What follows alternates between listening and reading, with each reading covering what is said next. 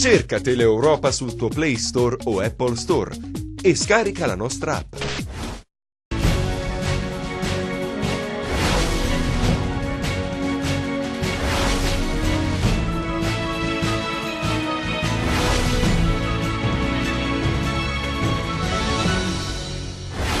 Il sindaco di Riace in tribunale per l'interrogatorio di garanzia durato 3 ore. I cronisti dicono non ho nulla da nascondere. Documenti facili alla Tendopoli. Il sindaco di San Ferdinando, querelo Maria Carmela Di Giacco, ha detto una falsità. La demolizione dell'ex Jolly di Cosenza e il destino segnato, superate le diatribe tra il sindaco e il presidente della regione, si va nella direzione auspicata da Occhiuto. La Guardia di Finanza di Paola ha scoperto un evasore totale, avrebbe sottratto al fisco oltre 250.000 euro. 50 buyer internazionali presenti ad Aurea, la borsa del turismo religioso, culturale e naturalistico inaugurata oggi a Paola, evento giunto alla 13ª edizione. Buonasera dalla redazione del TG10, dunque interrogatorio di garanzia oggi per il sindaco di Riace Mimmo Lucano agli arresti domiciliari dal 2 ottobre scorso. Non ho nulla da nascondere, ha detto ai cronisti davanti al Tribunale di Locri. Intanto sabato la manifestazione di solidarietà. È arrivato in anticipo questa mattina in tribunale a Locri Mimmo Lucano, accompagnato dal suo avvocato Andrea Adacca, il sindaco di Riace, convocato per l'interrogatorio di garanzia. I cronisti sono lì ad attenderlo, ha il volto tirato. Non ho nulla da nascondere e da non dire. Tutto quello che lo so vi dico.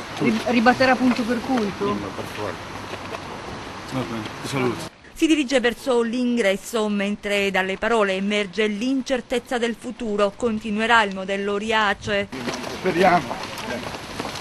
Ha ricevuto tanta solidarietà, sì. Se l'aspettava tutta questa solidarietà? No. Il sindaco, sospeso dall'incarico dal prefetto di Reggio, è accusato di favoreggiamento dell'immigrazione clandestina e irregolarità nell'affidamento diretto a 2 cooperative del servizio di rifiuti. Ad interrogare il primo cittadino, il giudice per le indagini preliminari Domenico La Croce.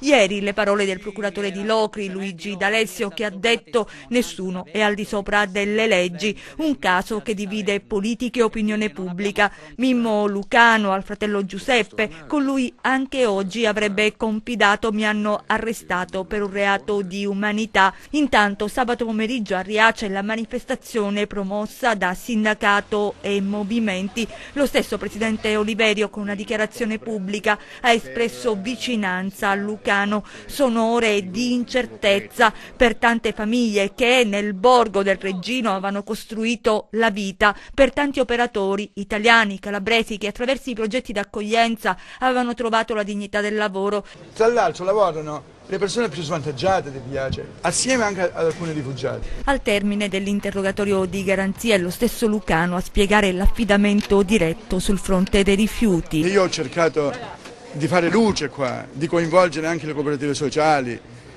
e devo pagare per questo. Ma veramente mi sembra una cosa assurda, perché mi accusano che ho fatto un affidamento perché ci doveva essere l'iscrizione all'albo dei gestori ambientali calabresi, ma non era operativo. Ma cosa è stato detto al sindaco nel corso dell'interrogatorio? Mi dicevano che umanamente sono dalla mia parte, umanamente sì, però le regole così. Il primo cittadino resterà in attesa delle decisioni del tribunale.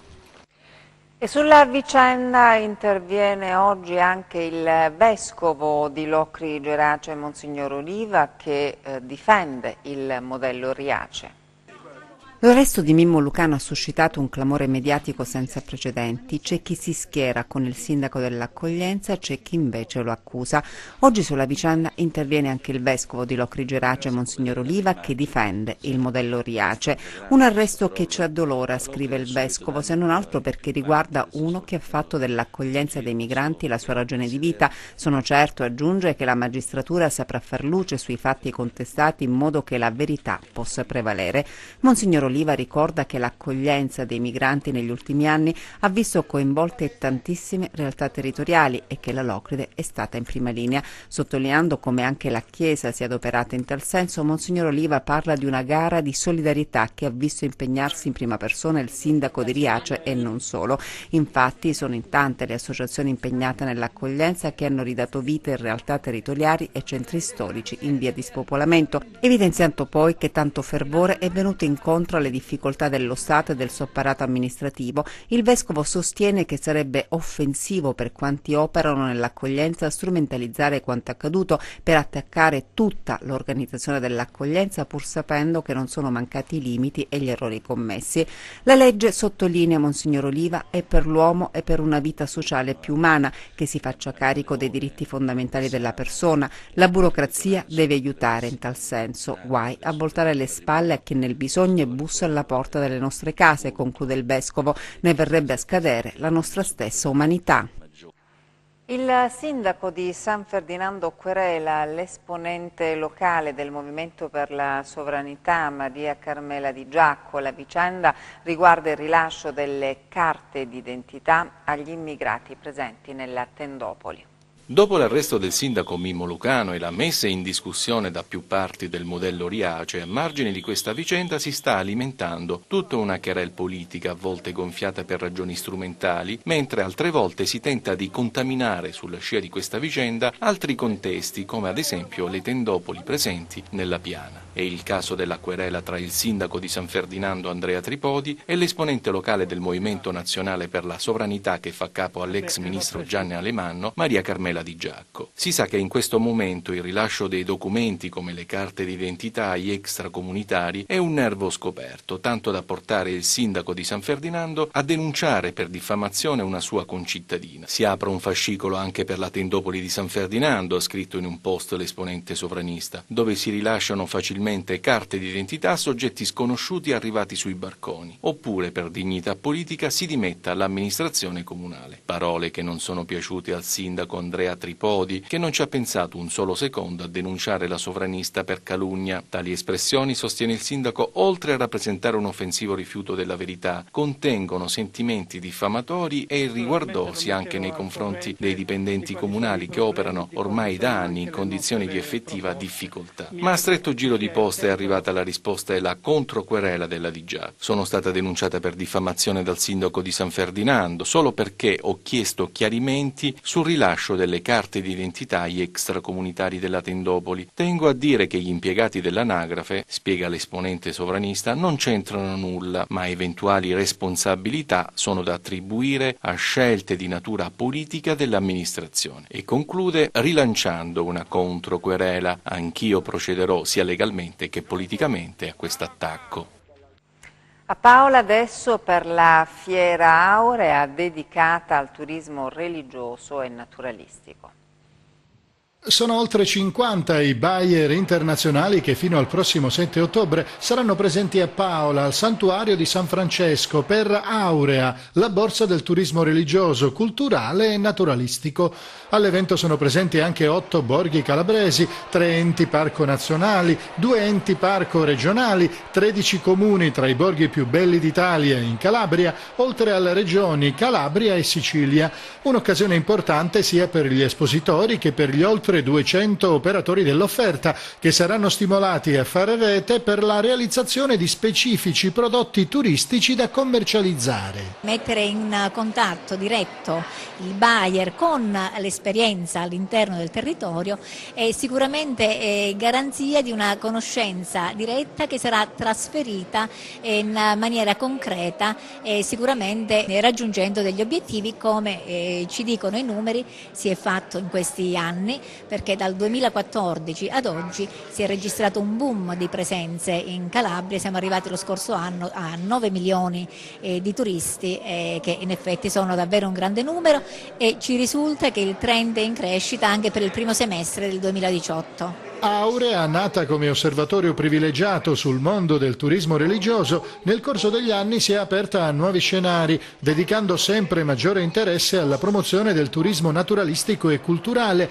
intrecciando arte, spiritualità e natura in una straordinaria sequenza di opportunità per il turismo. Mettere insieme i diversi segmenti di un'offerta turistica complessiva io credo che sia la strada del successo e ha fatto molto bene la Regione Calabria ad aprirsi rispetto a questa prospettiva. Poi è evidente che i parchi su questo terreno giocano un ruolo importante. Io mi auguro soprattutto che in prossimità di quello che sarà il 2019, anno del turismo lento, 2019 anno di Matera capitale della cultura europea, 2019 cinquecentenario del santo patrono della Calabria, di San Francesco di Paola, credo sono tre eventi che possono sicuramente ancora di più esaltare queste specificità e sono convinto che sicuramente programmeremo cose molto interessanti con le due regioni, Calabria e Basilicata, ma con tutto il contesto istituzionale.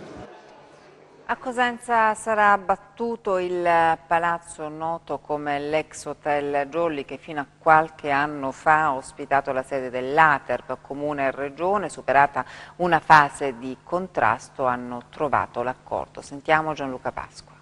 Potrebbe avere i giorni contati, anzi i mesi contati, l'Hotel Jolly di Cosenza. L'accordo fra Comune e Regione eviterà che la questione venga definita dal TAR della Calabria, spegnerà le polemiche e si potrà giungere quindi alla demolizione della struttura. Acquistare lo scatolone dall'Ater per sbloccare l'impasse amministrativo costerà 1.300.000 euro, 800.000 euro a carico del Comune di Cosenza. La restante parte sarà coperta dalla Regione. Senza il palazzo, la vista dal belvedere di Corso Plebiscito sarà molto diversa e i cittadini della zona non vedono l'ora di scoprire un panorama finora soltanto immaginato. Effettivamente si farà, sì, senz'altro. Cosa immagina qui? Un panorama degno di questo posto. Lei sarebbe contento se venisse abbattuto? Sì, sicuramente sì. Abita in questa zona oppure? Sì, qui vicino, Guadassano. Che ricordi ha di questo scatolone? Una struttura fuori luogo, cioè un edificio senza motivo di esistere, fuori qualsiasi contesto logico. La struttura è stata svuotata dalle suppellettili e sono stati tolti gli infissi sui 5 piani. Lo scheletro dell'hotel è transennato e vigilato. Una volta abbattuto potrà partire la seconda fase del progetto, la costruzione del Museo di Alarico. La confluenza dei fiumi si arricchirà di un'altra attrazione e l'idea stuzzica non poco gli esercenti storici di Piazza Valdesi. Sono contentissimo di togliere questo mostro davanti. Sarà più bello tutto? Sì, abbiamo una veduta diversa da qua. Poi ho visto pure il progetto ed è bellissimo. Siamo d'accordo a togliere questo. Il centro storico di Cosenza piace ai visitatori. Ecco una comitiva di fioriste russe in città per un evento che si svolgerà nel weekend. Dopo un giro su Corso Mazzini, stanno per conoscere le radici della città Abruzia. Tania, la guida turistica, spiega che la prossima volta che torneranno a Cosenza, nei loro selfie ci sarà uno scenario diverso. Questo palazzo insomma non c'entra niente con architettura storica, quindi va abbattuto e sarà costruito un museo dedicato ad Alarico e il panorama della città sarà ancora più bella. La Guardia di Finanza ha scoperto a Paola, nel Cosentino, una società che dal 2012 non presentava la denuncia dei redditi, un danno stimato per l'erario pari a circa 250.000 euro. Le Fiamme Gialle hanno scoperto un evasore totale, la società Fantasma, a Paola, sul Tirreno Cosentino. L'azienda dal 2012 non ha presentato dichiarazione dei redditi, pur avendo percepito ricavi per oltre 260.000 euro. Denunciato l'amministratore delegato e rappresentante legale dell'impresa operante nel settore della fabbricazione di porte e finestre in legno. L'uomo dovrà rispondere di occultamento o distruzione di documenti contabili contabili, reato punibile fino a 6 anni di reclusione. L'attività ispettiva della Guardia di Finanza resa particolarmente difficoltosa a causa proprio della parziale esibizione e consegna della documentazione contabile da parte del contribuente. L'indagine lunga e meticolosa ha ricostruito la rete di vendita e i ricavi dell'azienda, dunque è stato possibile risalire alla posizione fiscale. In totale le tasse non pagate e l'evasione da parte dell'azienda ammonta a 67.000 euro. La stessa società, secondo quanto accertato, aveva svolto anche un'attività commerciale in prodotti per la casa mai dichiarati al fisco. Un'attività particolarmente importante, quella svolta dalla Guardia di Finanza per la salvaguardia dell'economia sana, troppo spesso in difficoltà a causa di imprenditori, o meglio prenditori, che non rispettano le regole. E adesso i nostri 100 secondi di cronaca. Oltre 200 confezioni di prodotti fitosanitari sono stati sequestrati dai carabinieri forestali a Tortora. Il sequestro è stato fatto nell'ambito dei controlli che hanno interessato attività commerciali con vendita di tali prodotti ubicati nella zona dell'Alto Tirreno Cosentino. Oltre al sequestro dei prodotti, i carabinieri forestali hanno proceduto ad elevare una sanzione amministrativa al proprietario del negozio che avrebbe dovuto smaltirli come previsto dalla vigente normativa. La Corte d'Appello di Catanzaro ha dichiarato incandidabili in base alla legge antimafia il sindaco di San Calogero e 2 ex assessori comunali. Sono stati ritenuti dai giudici responsabili dello scioglimento degli organi elettivi dell'ente per infiltrazioni mafiose, datato 9 aprile 2013, provvedimento poi confermato anche dal TAR e dal Consiglio di Stato. 2 persone sono state arrestate con l'accusa di furto aggravato in concorso dai carabinieri di Rende. Al termine di servizi di controllo denunciate inoltre 16 persone per guida in stato di ebbrezza, segnalate infine 8 persone quali assuntori di sostanze stupefacenti, ritirate 10 patenti di guida. Al 30 giugno 2018 sono oltre 3 milioni i buoni fruttiferi postali e quasi 2 milioni, in media quasi uno per abitante, i libretti postali posseduti dai risparmiatori calabresi, con una raccolta che negli ultimi mesi ha fatto registrare una crescita significativa, è quanto afferma in un comunicato Poste Italiane, numeri che proiettano la Calabria tra le prime regioni in assoluto della speciale classifica di Poste Italiane. Il prossimo 26 ottobre la prima udienza per i 188 imputati dell'inchiesta Stige condotta nel gennaio scorso dai Carabinieri del Rosso e del Comando Provinciale di Crotone contro la cosca Farao Marincola di Ciron-Marina. Nella rete degli investigatori, lo ricordiamo, sono finiti politici e imprenditori, oltre ai vertici e ai presunti affiliati alla cosca. Il GUP ha dunque fissato la data dell'udienza preliminare dopo la richiesta di rinvio a giudizio avanzata dalla DDA di Catanzaro. Ancora una nota di cronaca: rinviate a giudizio le 12 persone coinvolte nel tentato omicidio di Giovanni Nesci e del fratello tredicenne affetto da sindrome di Down, l'agguato il 28 luglio dello scorso anno nell'ambito della faida delle preserre vibonesi. Cambiamo argomento. Cosenza e città europea dello sport 2020, tra le 6 candidate la città dei Abruzzi è stata scelta da ACES Europa, conquistando dunque il prestigioso titolo. Premiate le idee e i progetti dell'amministrazione comunale finalizzati a concretizzare una svolta ecologica dell'area urbana. Adesso è ufficiale, Cosenza è città europea dello sport 2020. La comunicazione e la conquista del prestigioso titolo è arrivata dal presidente di ACES Europe Gianfrancesco Lupattelli, che ha scritto al sindaco Mario Chiuto annunciando che la città dei Abruzzi è una delle 3 scelte su 6 candidate European City of Sport 2020, complimentandosi perché la città è davvero un buon esempio dello sport per tutti, inteso come strumento di salute, integrazione, educazione e rispetto, obiettivi principali di ACES Europe. Inoltre si legge la motivazione: regione. L'amministrazione comunale di Cosenza ha anche sviluppato una politica sportiva esemplare con strutture, programmi e attività. Siamo felici e onorati, ha commentato il sindaco Occhiuto. Il risultato è frutto di un percorso mirato e corale per il quale ringrazio l'assessore allo sport Carmine Vizza e tutti coloro che con il corposo dossier presentato hanno contribuito a testimoniare alla commissione esaminatrice che la nostra città aveva le carte in regola per rappresentare un esempio di svolta ecologica reale. Nel mese di settembre era avvenuta la presentazione ufficiale della corsa del capoluogo Bruzio al prestigioso riconoscimento, con una conferenza stampa che aveva chiuso la permanenza a Cosenza della delegazione di valutazione ACES Italia, delegazione che, effettuati i sopralluoghi, aveva illustrato ai giornalisti alcune impressioni prima di passare alle votazioni di questi giorni che hanno avuto un esito favorevole. La gara della ciclopolitana in fase di aggiudicazione, il Parco del Benessere e la futura cittadella dello sport hanno contribuito a far cadere la scelta su Cosenza, assicurando alla città un titolo prestigioso che, secondo l'amministrazione comunale, avrà ricadute turistiche di attrattività rilevanti.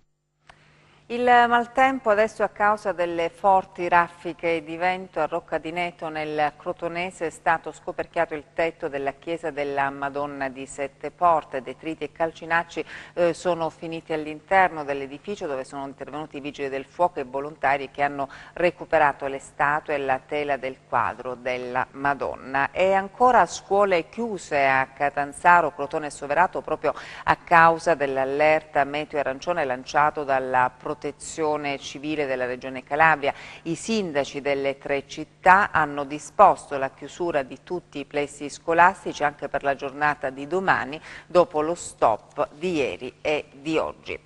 A Rizziconi adesso comune più volte sciolto per mafia, i cittadini torneranno alle urne il prossimo 21 ottobre. A Rizziconi, comune della Piana di Gioia Tauro, ripetutamente sciolto negli anni per infiltrazioni ndranghetiste, l'ultima volta 2 anni fa, si torna alle urne il 21 ottobre. Dopo 24 mesi di commissariamento prefettizio, sono 2 i candidati a sindaco a contendersi la poltrona di primo cittadino a Palazzo San Teodoro, Antonella Anastasi e Alessandro Giovinazzo. Entrambi guidano 2 liste civiche. Abbiamo pensato di instaurare uno sportello per il cittadino, perché è fondamentale instaurare un rapporto tra il comune e il cittadino. Le persone, i paesani hanno bisogno di avere un confronto diretto con gli amministratori, quindi in primis questo. L'analisi ad occhio nudo è fattibile da chiunque per quanto riguarda il decoro urbano, le condizioni sono veramente disastrose, mancano addirittura condizioni di rete fognaria, illuminazioni, strade e purtroppo la gente non ha la possibilità di vivere dignitosamente in questo paese. Il paese ha bisogno di ripartire, non per nulla la nostra lista si chiama Rizziconi riparte, e ha bisogno di ripartire soprattutto dal punto di vista dello sviluppo socio-economico e culturale. Il paese è fermo al palo, il paese ha l'economia arenata, il paese ha le opere pubbliche ferme da tempo oramai immemorabile. Sicuramente un'azione sulla quale laddove dovessimo risultare vincitori, la mia amministrazione si muoverà da subito per dimostrare efficacia ai cittadini e soprattutto la voglia di dare risultati immediati è la riqualificazione del decoro urbano, la riorganizzazione della macchina burocratica. Rende il ciclo di seminari su ambiente, rischi, risorse, opportunità per costruire il benessere. Prenderà il via il 24 ottobre il ciclo di seminari denominato Ambiente, rischi, risorse, opportunità per costruire benessere. 3 incontri per 3 scuole, promosso dal Comitato Unico di Garanzia e dall'Istituto per i Sistemi Agricoli e Forestali del Mediterraneo del Consiglio Nazionale delle Ricerche con il patrocinio della città di Rende. Un percorso formativo che coinvolgerà oltre 100 studenti di 3 istituti scolastici di secondo grado dislocati sul territorio di Rende, il Liceo Scientifico Pitagora, l'ITE IPA Cosentino Todaro e il Liceo Classico Gioachino da Fiore. Il patrocinio, ha spiegato l'amministrazione comunale di Rende, è un atto di sostanza perché si tratta di un'iniziativa che può aiutare percorsi di integrazione tra istituzioni culturali e di ricerca di enti locali, già sperimentati con i laboratori di cittadinanza attiva di cui l'ente è stato promotore. L'ambiente e il benessere sono le 2 parole chiave che hanno fatto incontrare i 2 organismi del Consiglio Nazionale delle Ricerche, ha dichiarato nel suo intervento Antonella Veltri, ricercatrice del CNR, ricordando che l'armonizzazione degli elementi naturali favorisce lo stare bene e quindi il benessere di chi abita, vive ed è parte dell'ambiente cui sono rivolti gli stessi servizi ecosistemici. A Castrovillari il campione di nuoto Maurice Perez ha inaugurato la nuova piscina. Il taglio del nastro del nuovo centro di nuoto Atlantis della città di Castrovillari è stato affidato al campione di pallanuoto Amauris Perez, che si è complimentato con i 3 fratelli Matteo, Andrea e Alessandro Giorgio per la caparbietà e il coraggio di investire in una struttura del genere che può rappresentare il futuro per le giovani generazioni. Io, ha sottolineato il campione, ho iniziato in una piccola piscina del mio paese. Per la regione Calabria, ogni volta che nasce un'iniziativa del genere, una piscina, pane per i miei denti. Quindi capirete come sono, se rappresento un bambino proprio in un negozio di giocattoli, questo per me rappresenta una piscina. Quindi appena mi hanno proposto questa possibilità di venire e aiutare all'inaugurazione di questo bellissimo impianto, mi sa che abbiamo bloccato la data 2 mesi fa? Sì, un paio di mesi fa. Quindi capirete per me che cosa è lanciare gli sport acquatici nella regione della Calabria. Gli auguro tutto il bene del mondo, perché adesso come stiamo vivendo in questo periodo molto difficile, questi ragazzi hanno creato una grandissima cosa. La nuova piscina semi-olimpionica nella parte più bassa misura 1,20 m, nella parte più profonda 1,85 m, circa 10 anni tra ideazione, progettazione e realizzazione. Atlantis è totalmente privo di barriere architettoniche e la corsia 5 della vasca è dotata di un corrimano proprio perché sarà dedicata alla riabilitazione in acqua fisioterapica con personale specializzato. E adesso le previsioni del tempo.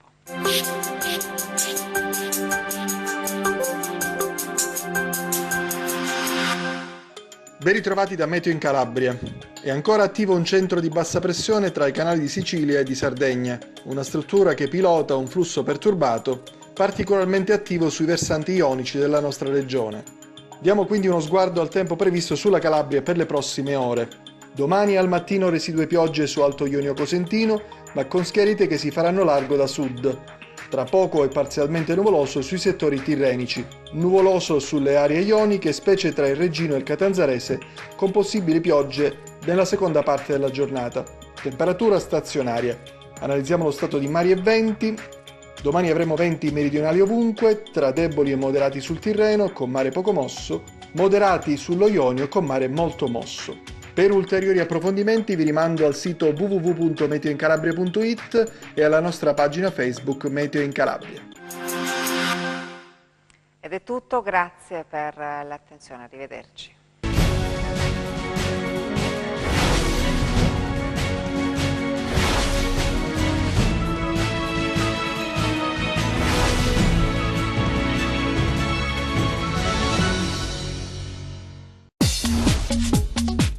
Cerca Teleeuropa sul tuo Play Store o Apple Store e scarica la nostra app.